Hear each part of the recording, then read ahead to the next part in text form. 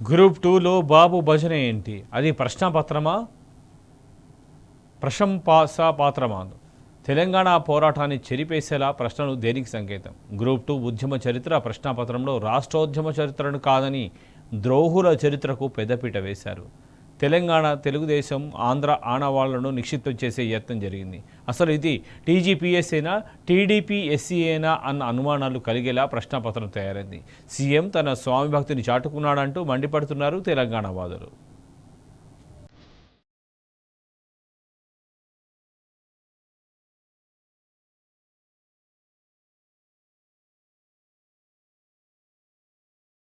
తెలంగాణ ఉద్యమం ఆధునిక ప్రపంచంలోనే ఒక జాతి సలిపిన మహోన్నత పోరాటం. తెలంగాణ చరిత్రను ముందు తరాలకు ఆ పోరాట గాథలను పాఠాలుగా చెప్తారు. కానీ పోరాటాన్ని నిర్వీర్యం చేసే శక్తులను ఏమాత్రం స్మరించారు. కానీ ఇప్పుడు తెలంగాణ రాష్ట్రంలో అందుకు భిన్నమైన దుస్థితి. ఉద్యమ ద్రోహులదే చరిత్రగా చలామణి అవుతోంది. ఉద్యమ చరిత్రను తక్కువ చేస్తూ నాటి ఉద్యమ ద్రోహులకు సంబంధించిన అంశాలను ప్రస్తావించడమే అందుకు బలాన్ని చేకూర్చుతుంది. సోమవారం నిర్వహించిన గ్రూప్ 2 తెలంగాణ ఉద్యమ చరిత్ర పేపర్లో ఏకంగా 13కు పైగా ప్రశ్నల్లో ఆంధ్ర ప్రాంతం, చంద్రబాబుకు సంబంధించినవే ఉండటం గమనార్హం.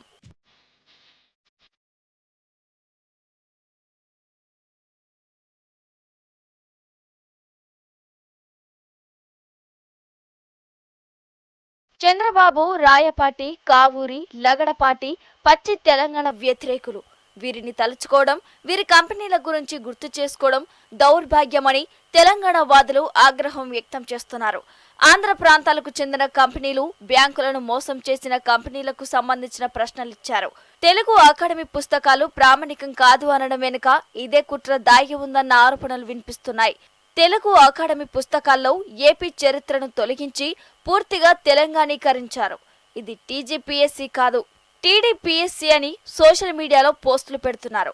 మొత్తం మీద చంద్రబాబు మీదున్న స్వామి భక్తిని రేవంత్ రెడ్డి ఇలా చాటుకున్నాడంటూ సోషల్ మీడియాలో పలువురు పెట్టిన పోస్టులు వైరల్ అయ్యాయి.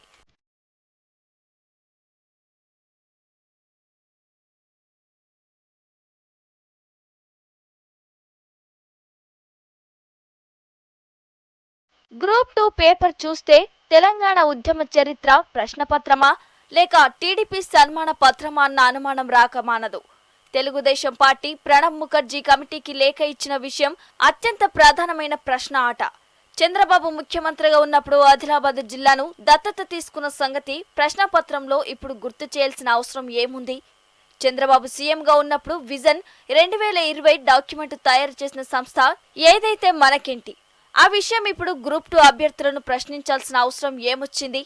తెలుగుదేశం పార్టీ, తెలుగు గౌరవం లాంటి పదాలను బలవంతంగా ప్రశ్నపత్రంలో చొప్పించడం వెనుక ఉన్న ఎజెండా ఏంటి? కావూరి సాంబశివరావు, లగడపాటి, సుబ్బారామిరెడ్డి, రాయపాటి సాంబశివరావు పేర్లు తెలంగాణ గ్రూప్ 2 ప్రశ్నపత్రంలో ఎందుకు ప్రత్యక్షమయ్యాయి?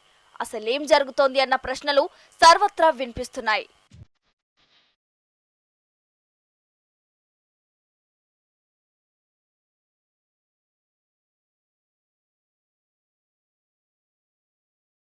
గ్రూప్ 2 రెండో రోజు తెలంగాణ రాష్ట్రానికి అస్సలు సంబంధం లేని ప్రశ్నలు అడిగారు. దీని వెనుక గ్రూప్ 2 ఉద్యోగాలను ఏపీ వాళ్లకు కట్టబెట్టే కుట్ర జరుగుతుందన్న వాదనలు వస్తున్నాయి. మార్పు అంటే ఇదేనా? ఆనవాళ్లు చెరిపేయడం అంటే ఇదేనా అని ప్రశ్నిస్తున్నారు. ఇందుకేనా మనం తెలంగాణ తెచ్చుకున్నదని నిలదీస్తున్నారు.